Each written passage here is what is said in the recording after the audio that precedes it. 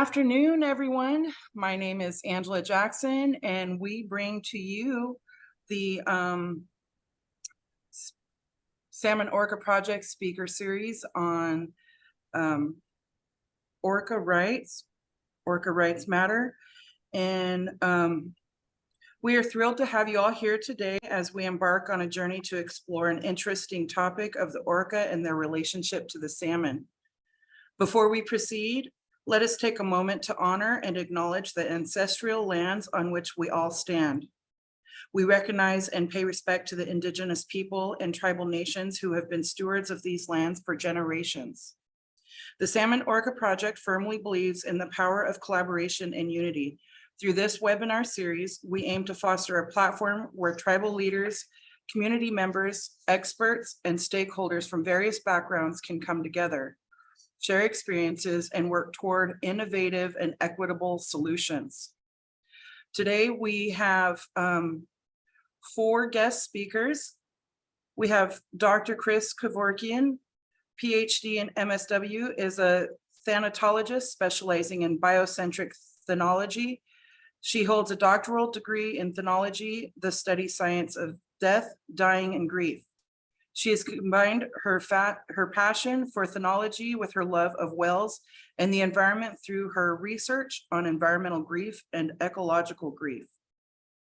Hailed as a true visionary, Dr. Kevorkian coined these terms decades ago when people questioned, why would anyone grieve the loss of the environment? She is the founder of A Dying World, intuitively and compassionately supporting clients through all forms of grief, including ecological and environmental grief, and those facing the end of life.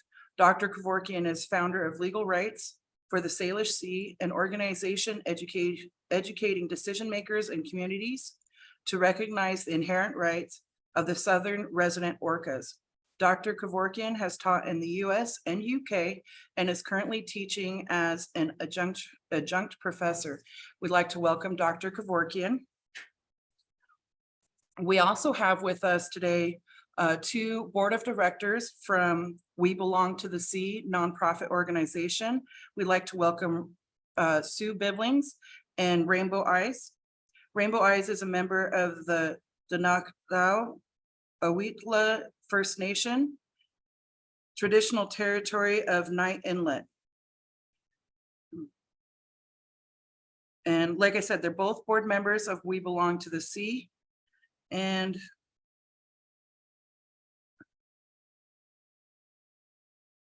Rainbow Eyes is a member of the Northwest Indigenous Council. And I would like to turn it over to Rainbow Eyes as she provides us a welcoming prayer and to welcome everybody here to this space. Awesome. Angela. So grateful to be here to represent We Belong in the Sea and our traditional Indigenous knowledge and natural law. I'm calling from the territory of the Stanamos, which is close to Nanaimo and Ladysmith. And natural law is something that I myself am learning a lot more about. And it comes from nature, the trees, and it connects all beings. So I have a little bit of sage burning here for everyone. And I'll just light it again. And we can have a little opening prayer for everybody here that's joined, that's come together in the name of the Mahinu, is how we say it in Kwakwala. As Angela said, I'm a member of the Danakdao Awitlala First Nation, and we're a part of the Kwakwakiwak speaking people, which is Northern Vancouver Island. And our people all across the West Coast have a deep connection to the Mahinu, the blackfish. And my grandfather says, we don't call them killer whales because they're just eating. So the blackfish. So I'm so grateful that we get to sit here and spread the word and feel inspiration to move forward on a path collectively to bring Mahinu home and to raise awareness on the fact that these are sacred sentient beings that are to be honored and respected and not to be held captive and not to be seen as beings to be taken advantage of or less than, that they are to be raised up as people of the sea, as we are people of the land, sacred people that belong to be, that yearn to be respected. So as we come together today, may our steps be guided by the Mahinu spirit more and more as we collectively move forward on our path in this time, as this hard time we face. May we ask the Mahinu to give us strength and love as we find our pods, as we join together in all our different skill sets to help all of humanity move forward into a greater civilization that is not new, but it is old. And that is what we ask for. Great Creator, the ancestors, the Mahinus, Mother Earth, all the star beings. Yeah. So yeah, Gela Kesla, may we be guided in a good way to move forward on our path.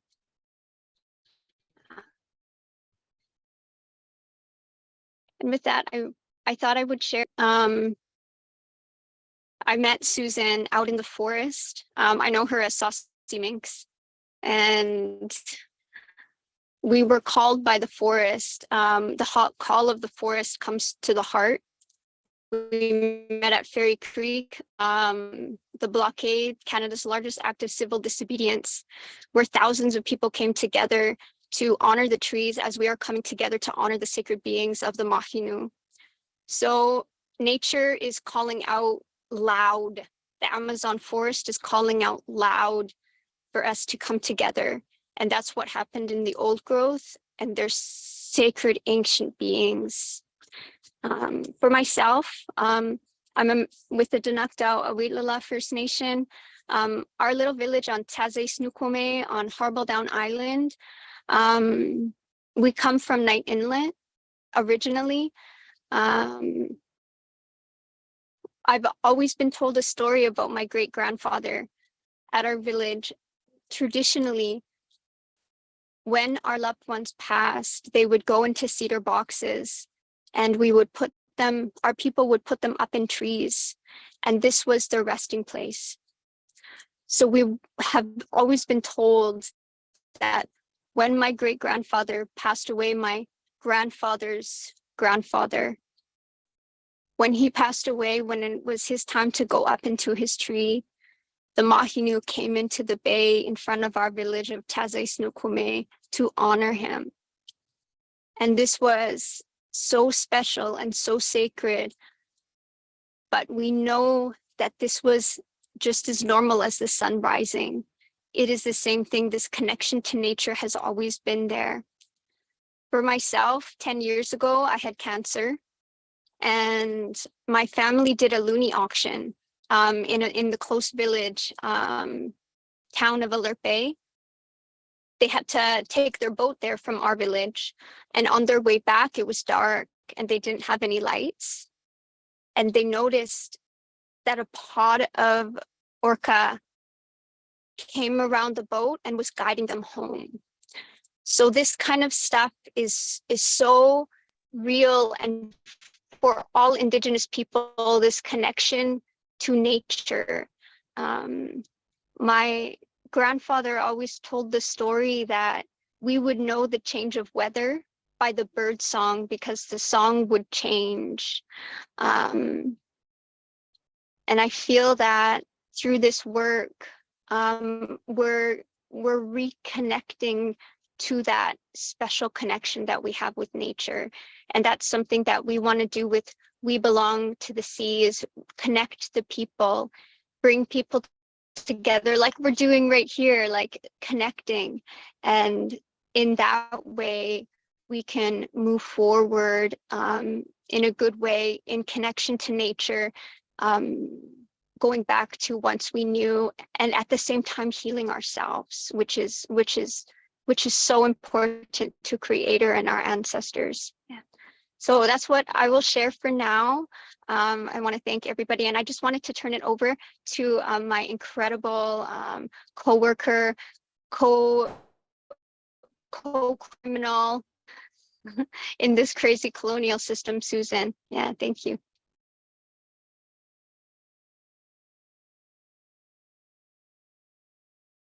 Hello, everyone.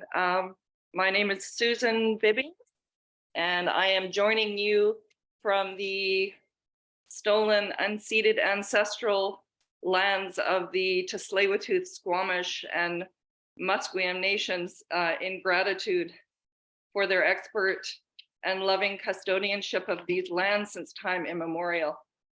I'm so grateful to be a part of this group of Orca warriors, and thank you so much, Rainbow Eyes, for those beautiful words. I also am very aware that we are at a very pivotal point in our species. We're at a great time of healing and evolution, and the orcas are a very important part of this, being as they are such spiritual and advanced sacred beings, our teachers. So just briefly, I would love to share with you all, we belong to the sea, and our mission, we're very new, we've just been birthed. Our mission, we are a group of international orca warriors who have been connected through various ways, as Rainbow Eyes has mentioned, her and I connecting through our protection work of the last of the old growth ancient forests in this part of the world. And many of the other people from We Belong to the Sea are a wonderful group of people coming together in a good way to do all we can to help bring justice and liberation to the orcas, to the orca relatives, in particular, the ones who are being exploited, who have been captured and are, as we speak, circling in tiny concrete tanks.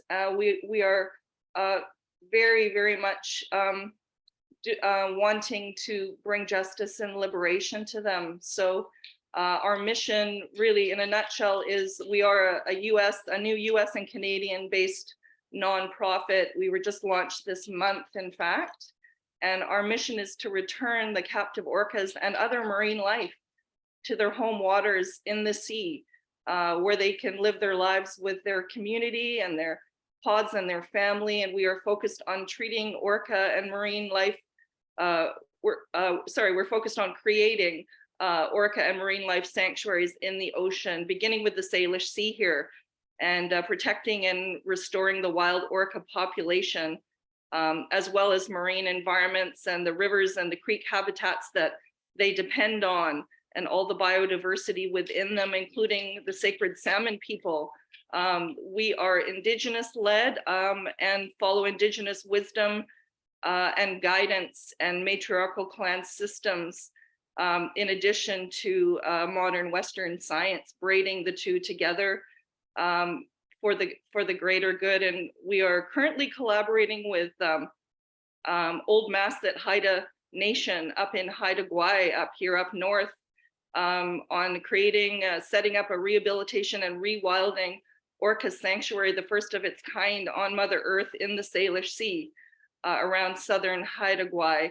And we are partnering with many other First Nations peoples, nonprofits, environmental and wildlife advocacy groups to bring the great healing that's needed on our planet right now to the orca, the lands, the waters, the seas, Mother Earth, and all of humanity. So again, thank you so much for allowing Rainbow Eyes and I to share a little bit about what we're doing. And we really would welcome anyone who is interested to reach out to us and help us do this very important work in a good way, because it's going to take all of us coming together.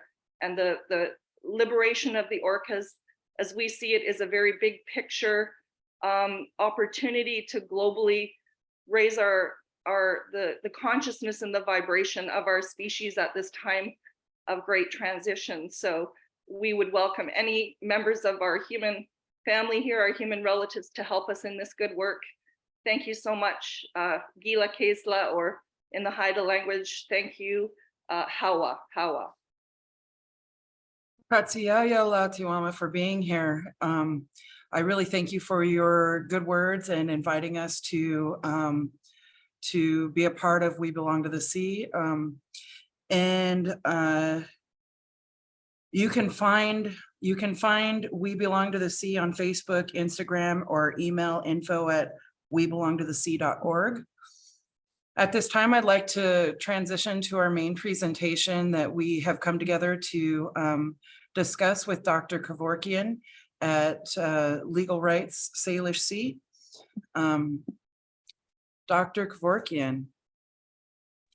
Thank you so much. I'm just rather blown away by Rainbow Eyes and Susan, and so grateful that they were here to start this. And I wish that they had stuck around, because I was kind of feeling led to just go in that direction instead of even going through my presentation, because it all is so intertwined. And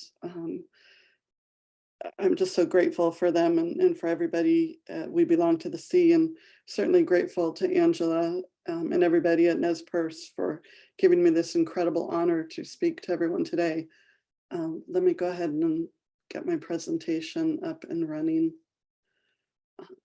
So I am Kriss Kevorkian. I'm Armenian American, cisgender female, she, her pronouns, speaking to you from the ancestral lands of the Coast Salish and Puyallup people. And I am grateful to be surrounded by nature and all her incredible beauty. Nature was here before us, gave birth to all that we know and love, and will endure long after this presentation has turned to dust. We affirm our shared responsibility to nature, commit ourselves to caring for nature and defending nature from harm, and we strive to honor nature with our lives and actions. A little background about me. I am not a lawyer, despite my parents' best wishes. I have a bachelor's and master's degree in social work and a PhD in thanatology. As Angela mentioned, it's the study or science of death, dying, and grief, and I've been in the field for decades. Prior to that, I studied whales as a kid, fully intending to become a whale biologist, but life plans don't always go exactly as we had hoped.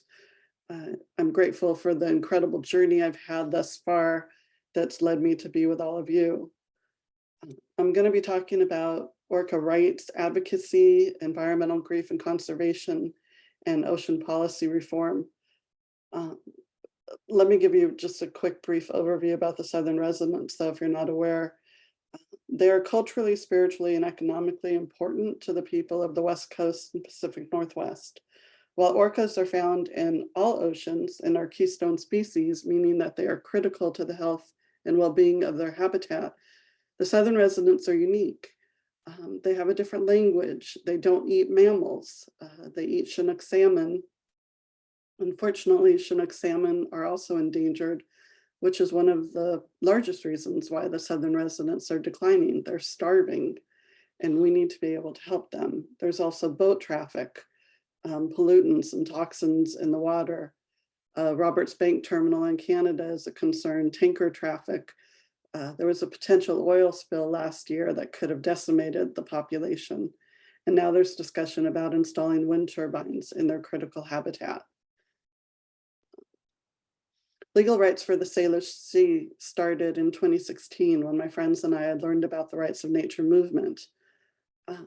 We sort of transitioned from doing some political local action to working on rights of nature.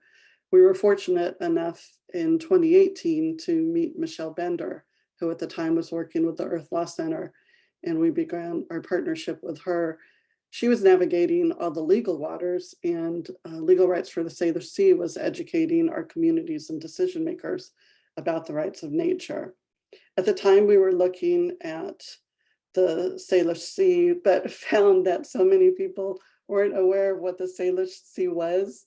They knew what Puget Sound was, but struggled to really connect with the Salish Sea. And then in 2018, when Tahlequah lost her calf, we focused on the Southern residents.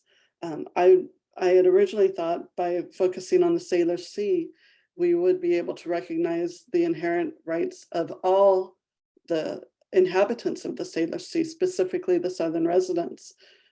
But when it came down to it, it was just so much better to focus on the Southern residents themselves, because either way we focused, the Salish Sea was going to have to be healthy for everybody involved.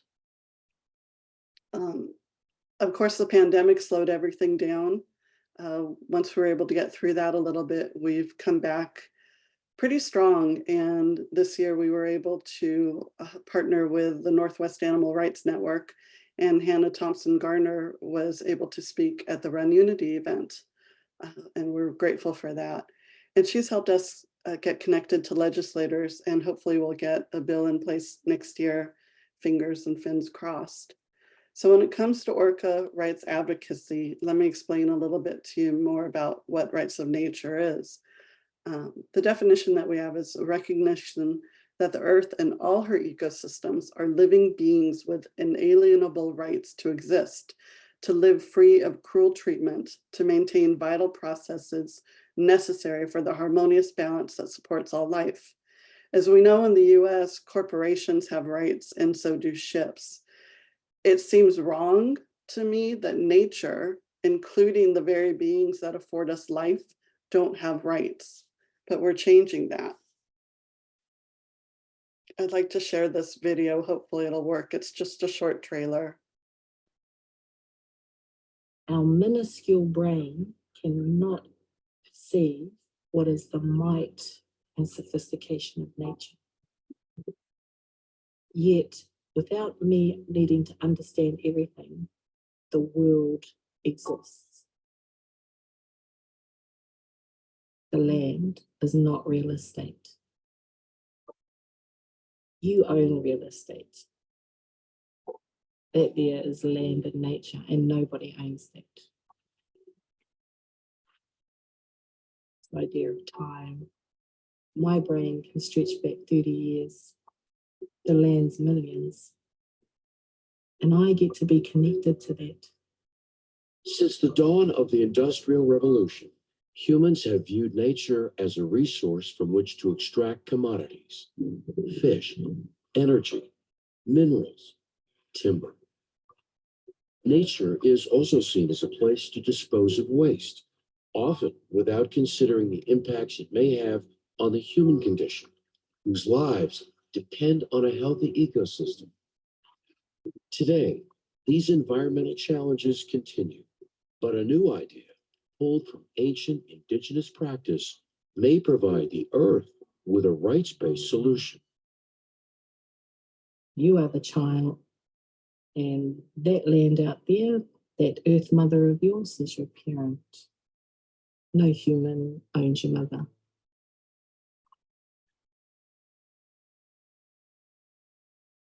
We often share that video when we do workshops and educating our communities. And it's been really helpful, and there's an awesome segment in there where there's a gentleman discussing how we are granted paperwork saying that we own the land. And he goes on to say that he does not own the land. He is a caretaker. He's a caregiver of the land. And I definitely see that where I am living with my wild kin, despite the fact that I think they might be getting a little bit more comfortable than I had imagined, because they're causing a little damage, but that's all on me. I need to make sure that they are housed and comfortable just as I am. But it's a beautiful documentary, and it's free, and I've put the link in the chat. It's only an hour long on YouTube. I like to remind people, though, too, of Dr. Jane Goodall's quote of, "We're simply one of the animal species on our planet, not separate, not superior." And for some reason, we tend to forget that. We often look at most of our laws come from a perspective of resource and property when it comes to our environment. So why the need for rights? And a lot of this information is in our Southern Resident Orca toolkit, which is on our website, that was created by Michelle Bender with help from Rachel Bustamante and Elizabeth Dunn, and I pitched in a bit. And like I said, that's on our website. But our legal and environmental laws tend to view the natural world as property or as a resource, as I mentioned, that benefit only humans. While having played an important role in regulating harmful activities, most of the environmental laws are based on assumptions which limit their ability to address the root causes of and provide solutions to, say, like the climate crisis and biodiversity loss. Earth-centered laws, such as those like with the rights of nature, are emerging worldwide to transform the assumptions and values underlying our systems to a way of being oriented around our relationship with and our responsibility to nature. So protecting the orcas' rights requires reducing threats to their existence, as well as restoring and fostering the healthy ecosystem that they and we need to exist and thrive. When making policy and management decisions, the orcas' interests and needs must be considered alongside human populations. The orcas have the right to fulfill their irreplaceable role in the web of life. It is our responsibility to listen to the voices of orcas, and in doing so, respect their needs. The orcas are a rights holder and stakeholder that must be included in the conversation. Again, oftentimes we look at our own self-interests above everybody else's, and we cannot afford to do that any longer. The orcas have a voice. Everyone says that we're speaking on their behalf. They have a voice. We're just not listening to them. And so rights of nature is hopefully going to solve some of that. Last December around this time, I was getting a little frustrated with our lack of progress with our campaign. And so I blasted out emails to over 20 city and county councils in Western Washington, all around the Salish Sea. And thankfully, a few of the council members actually responded. We're grateful and incredibly fortunate for Patrick Johnson in Jefferson County in Port Townsend, Washington, who was connected very well. He's done an incredible environmental work with the Universalist, the UU Church up there, Quimper, and he had such incredible connections that he was able to help get us our first proclamation through the city of Port Townsend. And then he was also instrumental in helping us get Jefferson County on board.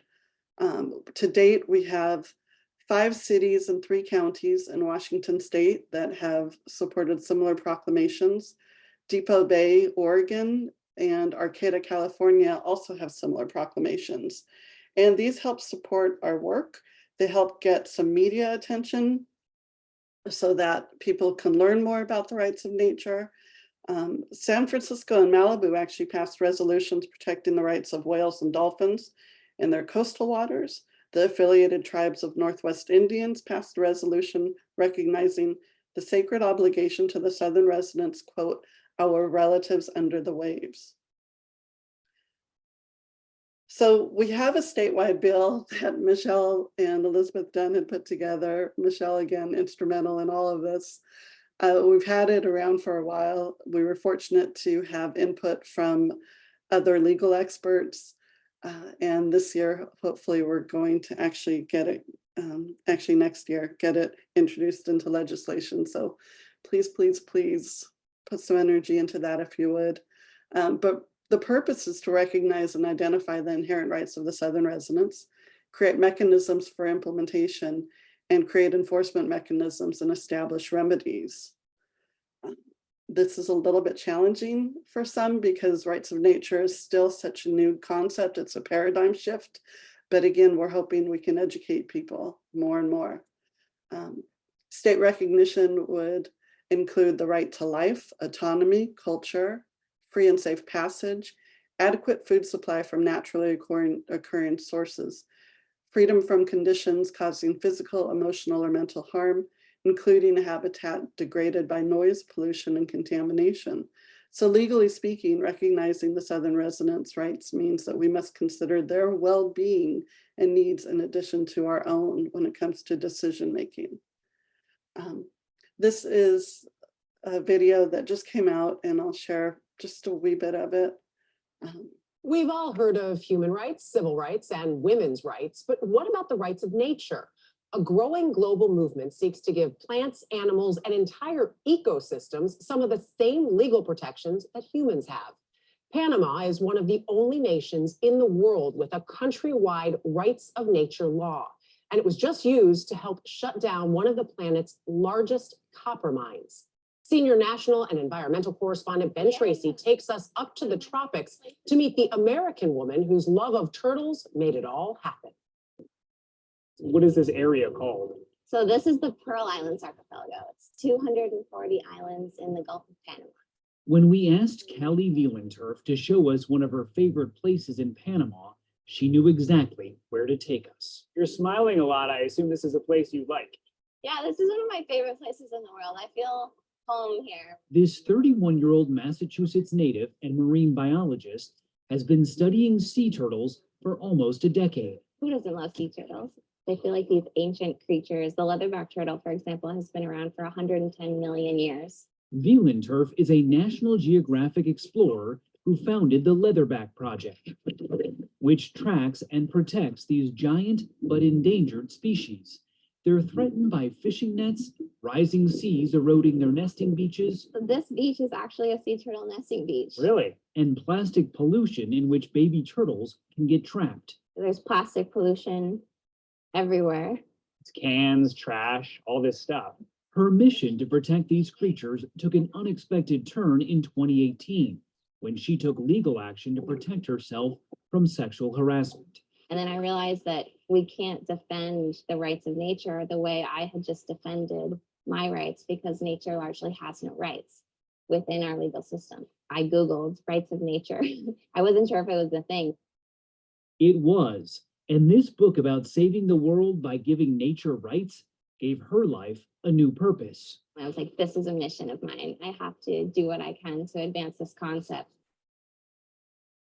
So that just came out on Sunday. And it was perfect timing, I thought, for this presentation. But what Callie has done there is what we're hoping to do here for the Southern residents and then the Salish Sea. So what actually led me to all of this is actually my environmental grief work. In 2001, I started my PhD in thanatology, fully hoping to help doctors learn how to better communicate with their patients, because oftentimes they wouldn't express what was going on with their terminally ill patients. Instead, I had a professor tell me that I had to come up with a new concept in thanatology, contributing something new to the field. And so at the time I was paying for school, and I panicked a bit because I just kept thinking of all the ka-chinging, all the money I was spending for school, and thought, forget this, I'm just going to go back and study whales. And when I looked to see what was happening with whales, things weren't looking very good. And so as I was reading newspaper articles and other things, I just kept finding myself grieving and thought, this is something new to me, and thought, God, I've got environmental grief. And I looked it up. I went to the libraries, did a ton of research to find what environmental grief is, only to discover that nobody had talked about it before. It wasn't a form of grief yet. So I decided to research that. And in so doing, I focused my research on the Southern residents, asking scientists how they were coping with their decline. And so as you can see, environmental grief is a grief reaction stemming from the environmental loss of ecosystems caused by natural or human-made events. Ecological grief is a little bit different. It's the grief reaction stemming from the disconnection and relational loss from our natural world. Unfortunately, people are using these terms interchangeably. When you see that, they're actually a little bit different. I love this quote by Ram Dass. It says, let the grief happen. You've got to allow yourself to get really lost in it. The minute you push it away, it clings longer. Go through it and then develop a spaciousness around it, so that there's the grief and there's also that which is aware of the grief. Grief is really amazing teacher. Not the kindest of lessons that we learned, but hopefully we'll be able to learn more about grief and not suppress it or deny it, but learn to actually live better with grief, because grief definitely teaches us to live a more fulfilled life, recognizing that what we have today, we may not have tomorrow. So when I talked about environmental grief with scientists, the first thing that popped into their mind was the Exxon Valdez oil spill, which happened back in 1989. At the time, 11 million gallons of crude oil was spilled. It ended up spilling 1,300 miles of shoreline. Despite the efforts, animals were still being destroyed from the spill. Bald eagles, gray whales, orcas, salmon, herring. And then in 2010, the Deepwater Horizon oil rig spilled, operated by BP, and spilled more than 200 million gallons of crude oil into the Gulf of Mexico over 87 days. Nothing could survive that. When it comes to ecological grief, I often share this image. It's a this little baby is a Franciscana dolphin, and they're endangered, and people had seen the dolphin along the shore and took the dolphin out of the water. And as you can see, everyone was reaching out. And when I show this in a class that I teach on grief and loss, I often ask the students to imagine if this were their child and how they would feel. Because I think we need to recognize that all living beings are related to us in some fashion or another. And perhaps if we see our wild kin as kin, then perhaps we would treat everybody better. But this is a really good example of just how disconnected we can feel to nature. And then when it comes to grief, some people aren't aware, but grief is the normal reaction to loss. This is a photo of Telequa when she lost her calf, and she was pushing her calf up for 17 days, trying to save her. Thankfully, though, Telequa had a calf named Phoenix a couple years later, and Phoenix is doing well.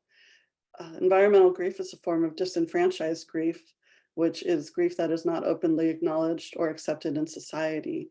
And we often see disenfranchised grief when it comes to abortion or miscarriage or animal companion loss. People don't understand environmental grief. They often fear the unknown. I remember one person who I interviewed who was explaining to me that she was grieving the loss of the Southern residents as she would grieve the loss of her brother. And she mentioned that to somebody, and somebody made fun of her for that, saying you can't possibly compare the two. I mean, how could you compare the loss of your brother to losing a whale? That's ridiculous. And she ended up feeling completely embarrassed by it and not allowing her feelings to show. She just said, oh my God, you're right. Why would I even think that? And that's really one of the challenges that we have when it comes to environmental grief, is that there are so many people who don't really understand our connection that we wonder what's wrong with us when we're grieving environmental issues. Another reaction that a lot of people had, the scientists, when I came up with environmental grief, they said that I had put a name to a vague reaction they had. They never really could pinpoint what they were experiencing as grief until I brought it up. And they're like, it was like that V8 moment. I don't know if that commercial is still out. Wow, I should have had a V8. It's kind of like, wow, it didn't even occur to me that I was grieving. But it includes the sadness and despair and no control. So this is Salish Sea, and she died in August of this year. She was kidnapped from Penn Cove on Whidbey Island in August of 1970 and was taken to the Miami Sea Aquarium the following month. She was one of 7 young whales that was sold to marine parks around the world, and she lived in a dilapidated tank that was not safe the whole area was completely unsafe, especially during weather events like hurricanes. Plans were in place to bring her home to the Salish Sea, and unfortunately she died before that happened. So sorry, that's still a little troubling for a lot of us. So coping with environmental grief. When it comes to grief in general, the best thing that we can do is take action. Years ago, there was an organization that was started by mothers who had lost their children to drunk drivers. And so they created Mothers Against Drunk Drivers. And basically with what I'm doing in order to cope with my environmental grief is I came up with legal rights for the Salish Sea. And I'm harnessing the grief that I have to save the Southern residents by looking at the rights of nature and the laws that we can hopefully change.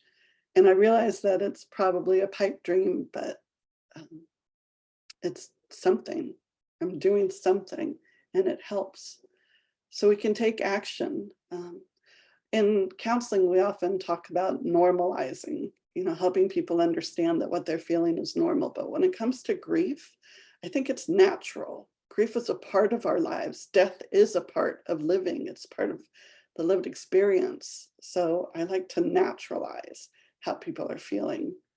Education helps. It's important. We find that we fear what we don't know the most. So if we're able to educate ourselves about environmental grief or other forms of grief, we're going to be far better off. Mindfulness definitely helps. I'm a huge fan of this because it reminds us to slow down and appreciate everything in that moment, every movement, everything around us, everyone around us. And community definitely helps. If you're able to be with like-minded people, that's wonderful. I find that when I leave my community, if I have to travel for some reason or another, and it's mind-blowing to me just how different the rest of the world thinks compared to the people in my community. Support groups are great because you're able to be in a safe space, learning how other people are coping, finding coping mechanisms that work best for everyone. Journaling is always beneficial, although it's something that I have to remind people of over and over again. And then once they start journaling, they're like, oh yeah, this is really great. It's helpful. And then ritualizing. When I worked with kids in bereavement, they often would say that, if they could just write a letter to the loved one who died, and then just burn it, safely, obviously, or anything, any sort of ritual that gives you meaning and helps keep you connected to your loved one, while understanding that your loved one may not be there physically, but you still can remain connected to them. And then counseling, of course. There's a lot of stigma against mental health care, but when you think about it, it's kind of logical. If you break your arm, you go to the doctor. If you're having some mental health issues, go see a counselor. And there are so many forms of counseling that it doesn't have to be somebody who is, strictly, I know counseling can cost a lot, but there's a lot of spiritual counseling and other that's a little less expensive and just as helpful. When it comes to ocean policy reform, let me remind you again, I am not a lawyer, and some of this information could be found in our toolkit, but we've got protections like the Marine Mammal Protection Act, the Endangered Species Act, and Canada's Species at Risk Act. And I'll speak a little bit about these, but I'm very fortunate. We've got a member of our little quote unquote pod for legal rights for the Salish Sea, who's in Canada, Rosalind Warner, who had asked me to co-author a book chapter with her about our campaign, and it's going to be in an ecological law book, which is pretty exciting. But I keep looking at Canada as being so much better than the US when it comes to laws, and they're not when it comes to environmental protection. So I'm learning a lot from her. And she got me involved in a biodiversity caucus with the Canadian Environmental Network, which has been eye-opening. But when you look at the Marine Mammal Protection Act that came about in 1972, I just look at the language of this, and it just screams human self-interest. There's nothing here about nature having any say in anything.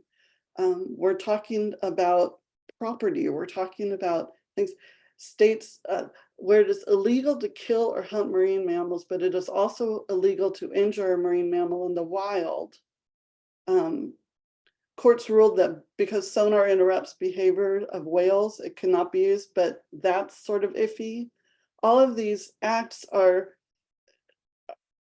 just a little convoluted to me, or actually very convoluted, again, because they don't take nature into consideration at all. Despite federal protections with the Endangered Species Act, the Southern residents continue to decline. And I love how Michelle and others put it in our toolkit, quote, the Endangered Species Act Committee, AKA the God Squad, has the authority to exempt an agency action from the requirements of section 7, parenthesis 2, lowercase a, parenthesis 2. As a result, activities can still proceed even if it threatens the existence of a species. We see similar gaps in the Marine Mammal Protection Act. So when you're looking at the Endangered Species Act, the only way animals are going to be protected are if they're already endangered. And when we're at that point, like we are with the Southern residents, if we have an oil spill or something, that will wipe them out. So there's no actual prevention. To me, it's because of my work in death and dying, I think. So basically you're trying to give somebody who's terminally ill a little CPR and hope that that's going to help. That doesn't. Last year we did have an oil spill. And thankfully the Southern residents were not in the area, they took off. But if they were there, who knows what could have happened? It could have just been disastrous. So I'm going to leave you with a video. And again, I feel like I'm just praising Michelle, and I don't know if she's listening, and I'm just embarrassing the heck out of her, but I am so proud of what she's done because she's created ocean rights. And you will see in this video just how amazing this is.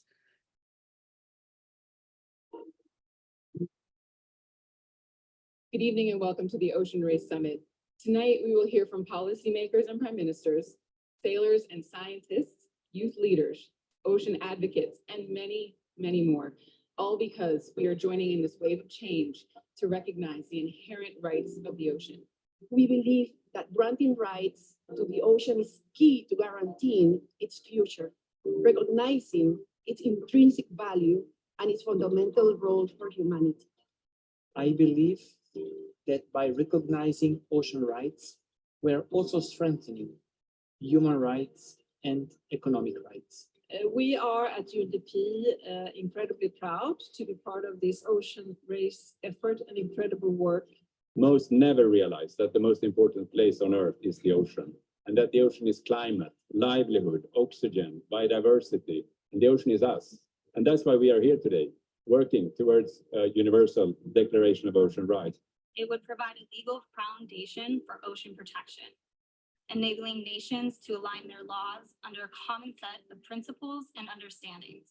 As Pacific Islanders, with ancestry crossing the oceans, our very existence and the DNA in our bodies only exists because the ocean carried us and connected us for millennia.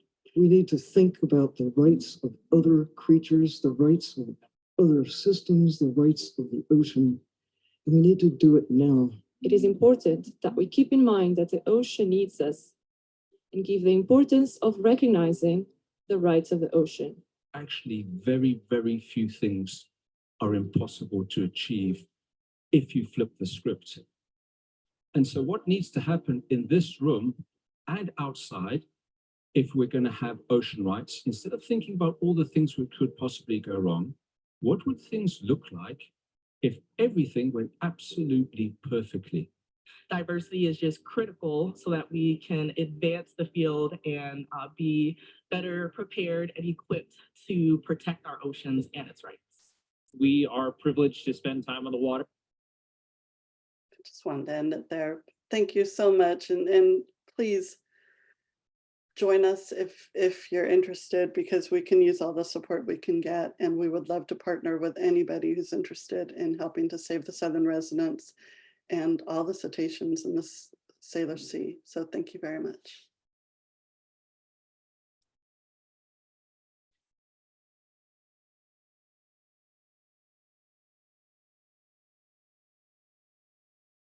Angela, you're on mute. Thank you so much. Sorry about that. Thank you, Dr. Kevorkian. I just wanted to, I did have a set of questions, but I'm going to go ahead and direct to the public questions that we have. Looks like we have 2 questions for you so far and a comment. And so coming from, let's see, Dr. Kevorkian, do you contemplate the impact of different groups' beliefs concerning life after death on how we treat each other and the natural world? Thanks, Jean Mendoza. Jean, I love that question. I'd love to have a discussion about that, just that. I would think that, yeah, if you don't know about the Ernest Becker's work on the terror management theory, I think that would be wonderful for you to take a look at. But yeah, I think our beliefs about death and life after death all play a huge role in how we view life and in our connection with others. So I love that question, and I would hope, Jean, that you would please email me, because I'd love to discuss that with you further.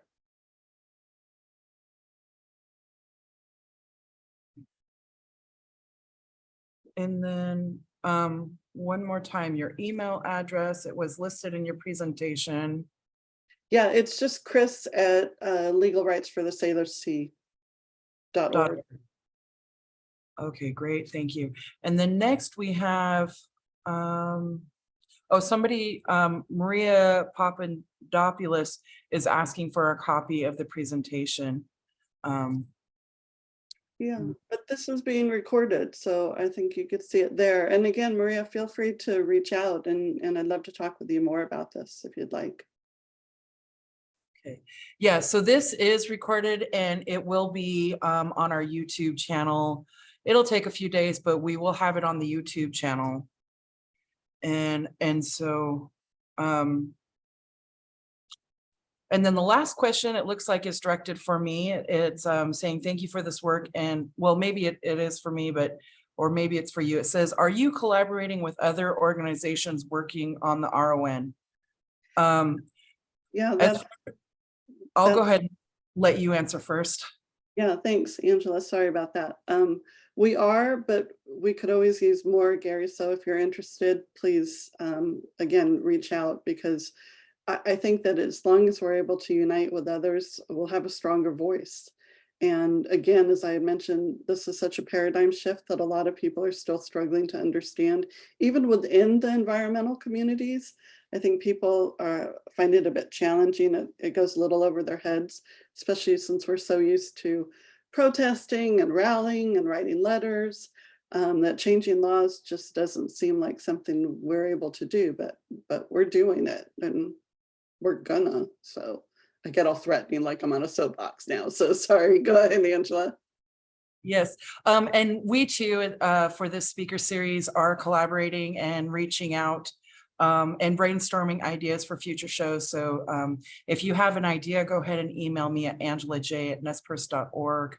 And then I want to circle back to the first question was to We Belong to the Sea. Somebody just wanted us to reiterate what organization that was. And you can find them on Facebook, Instagram, and their website. Instagram is _We Belong to the Sea, no spaces. And then their website is webelongtothesea.org. And then